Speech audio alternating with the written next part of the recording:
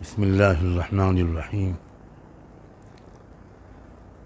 میں سجاد نعمانی اس وقت ملک کے تمام شہریوں، تمام ناگرکوں سے، ہمارے دیش کی ایجنسیوں سے، میڈیا کے بھائیوں اور بہنوں سے ایک بہت ضروری بات کہنے کے لیے آیا ہوں۔ شاید آپ کو محسوس ہو کہ میری آواز کمزور ہے، میں کئی دن سے کافی بیمار چل رہا ہوں، لیکن ایک بڑی ضرورت سمجھ کر میں آپ کی خدمت میں حاضر ہوا ہوں۔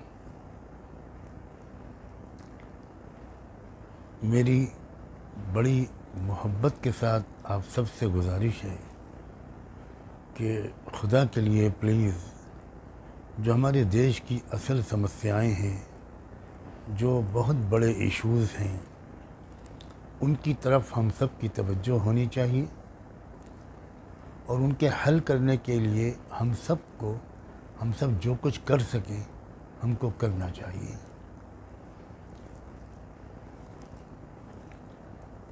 ابھی حال ہی میں میری ایک دعا جو میں نے اپنے اور آپ کے رب سے مانگی تھی، اس دعا کو بہت بڑا ایشو بنا دیا گیا۔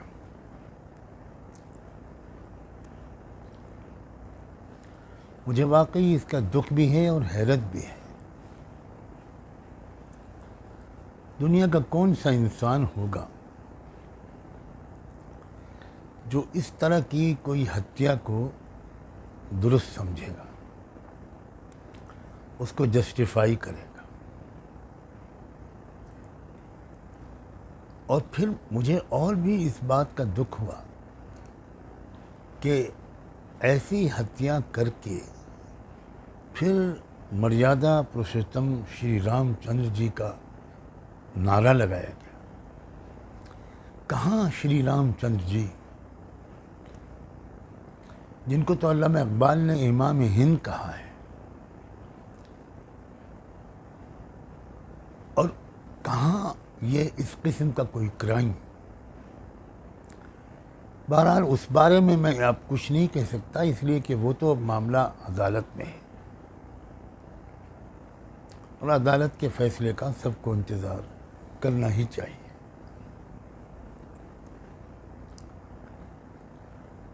مجھے اس وقت تو صرف یہ کہنا ہے کہ اس ایشو کو اٹھا کر یعنی دیش کی توجہ کو موڑا جا رہا ہے۔ بڑے بڑے مسائل سامنے آتے ہیں دیش کے۔ سابق گورنر ستیہ پال ملک جی نے کچھ بہت اہم باتیں کہیں۔ ملک سے، وطن سے محبت کرنے والے ہر انسان کو، جس میں میں بھی شامل ہوں، واقعی ان کو سن کر بہت زیادہ دکھ ہوا، اور پہلے تو مجھے یقین بھی نہیں آیا کہ کیا ایسا بھی ہو سکتا ہے۔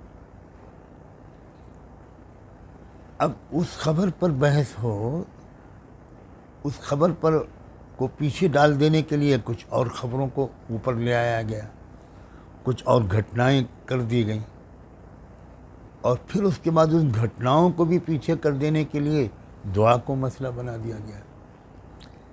یہ ایک سا کھیل ہے، مجھے نہیں لگتا کہ اس سے دیش کو فائدہ پہنچے گا۔ اس سے یقینی طور پر ملک کو نقصان ہی پہنچتا ہے۔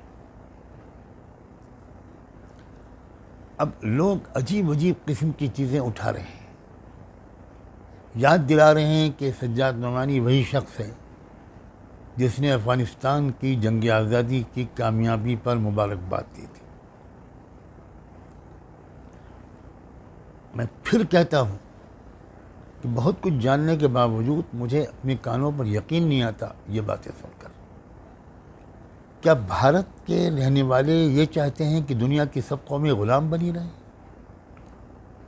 اگر دنیا کی کسی بھی قوم نے سامراجی طاقتوں سے لڑائی لڑی، قربانیاں دیں اور آزادی حاصل کی، تو ان کو مبارکباد دینے کا سب سے زیادہ ادھیکار بھارت کے ناگرکوں کو ہے، اس لیے کہ میں اس اتحاد سے واقف ہوں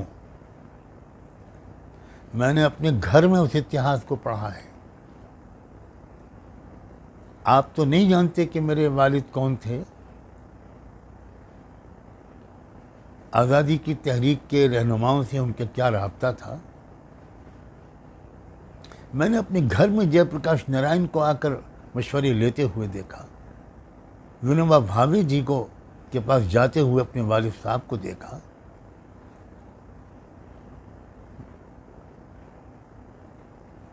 تو میری گھٹی میں یہ بات پڑی ہوئی ہے کہ آزادی کی لڑائی اصل میں ہمارے ملک سے شروع ہوئی تھی.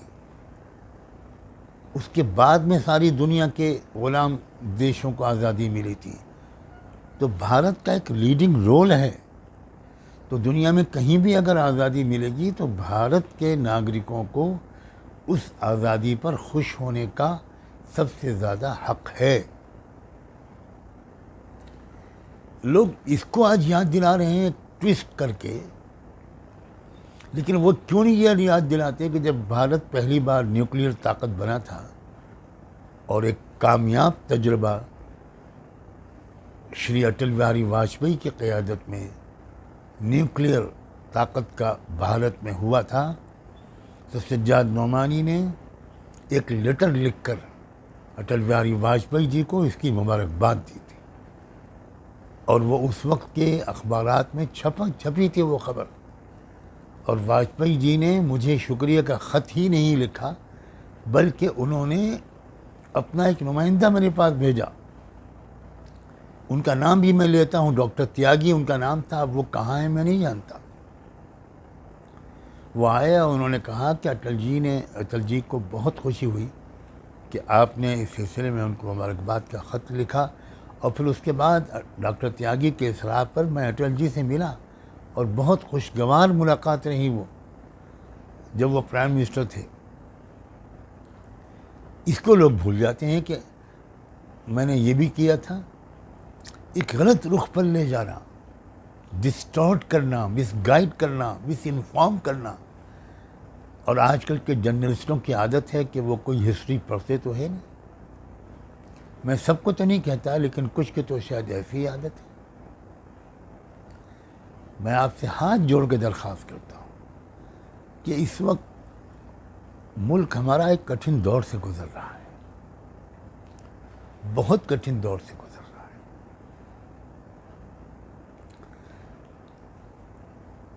اس وقت ملک کی کٹھنائیوں میں اضافے کی کوئی گنجائش نہیں، اور نان ایشوز کی طرف توجہ کو موڑ دینا یہ ملک کے ساتھ دوستی نہیں بلکہ جانے یا انجانے میں دشمنی ہے.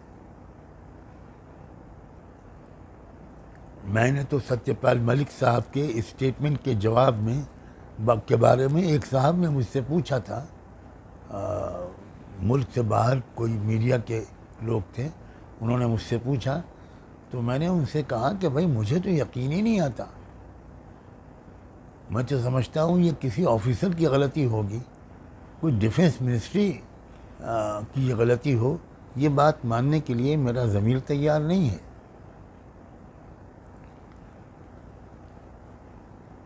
ایک دعا جو ایک صاحب نے آؤٹ آف کانٹیکسٹ گویا نکال کر وائرل کر دی، اس دعا کو پتہ نہیں کس رخ پر لے جایا گیا. کیا آپ یہ امید کرتے ہیں کہ ان قاتلوں کے لیے میں دعا کروں کہ خدا ان کو جنت میں اعلیٰ اسٹیٹس دے، جنہوں نے دنیا بھر میں بھارت کو شرمندہ کر دیا؟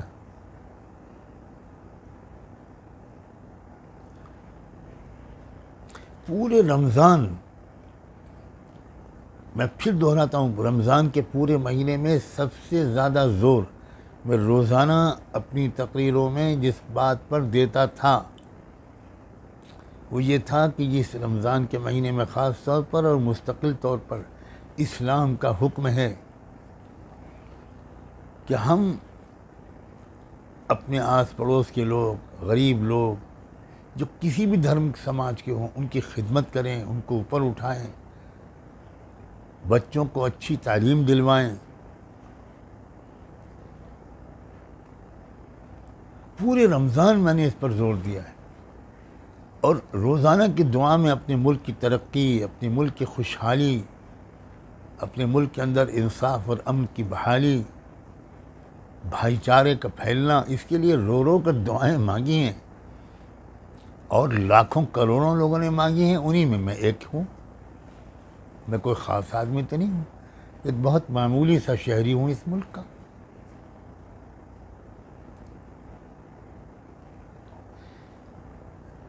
لیکن ان دعاؤں کو تو کسی نے نہیں سنا۔ میرے دل میں اس ملک سے جو محبت ہے، میں اس میں کس کس کا سرٹیفکیٹ مانگوں، کس کس سے کہوں کہ ذرا مجھے آپ ایک سند دے دیجئے کہ میں اس ملک سے محبت کرتا ہوں، میں کس باپ کا بیٹا ہوں، میں کن بھائیوں کا بھائی ہوں، کیا ہمارے خاندان کی ہسٹری ہے۔ میری تربیت حضرت مولانا ابوالحسن علی ندوی اور حضرت مولانا محمد منظور نعمانی جیسے عظیم رہنماؤں نے کی تھی۔ کیا میرا بیک گراؤنڈ ہے، میں اب بھی اس ملک میں کون سا این جی او چلا رہا ہوں، اور وہ این جی او کتنی بڑی تعداد میں نان مسلم بھائیوں اور بہنوں کی سیوا کرنے کی کوشش کر رہا ہے۔ اور یہ میں کوئی احسان نہیں کر رہا ہوں، میں شرمندہ رہتا ہوں کہ جتنا کام ہونا چاہیے اتنا نہیں ہو پا رہا۔ میرے پاس ہیومن ریسورسز کی بھی کمی ہے، میرے پاس فائنینشیل ریسورسز کی بھی کمی ہے۔ بس میں آپ سے یہ گزارش کرتا ہوں کہ کسی شخصیت کے بارے میں کوئی بات کہنے سے پہلے تھوڑا سا ذرا سا سوچ لیا کریں، ذرا معلومات حاصل کر لیں، جلد بازی نہ کریں۔ ہو سکتا ہے آپ سے غلطی ہو جائے، ذرا سا کچھ تھوڑی سی کوشش کر لیں کہ اس کا بیک گراؤنڈ کیا ہے، وہ کس فیملی کو بلانگ کرتا ہے، اس کی اصل وچار دھارا کیا ہے۔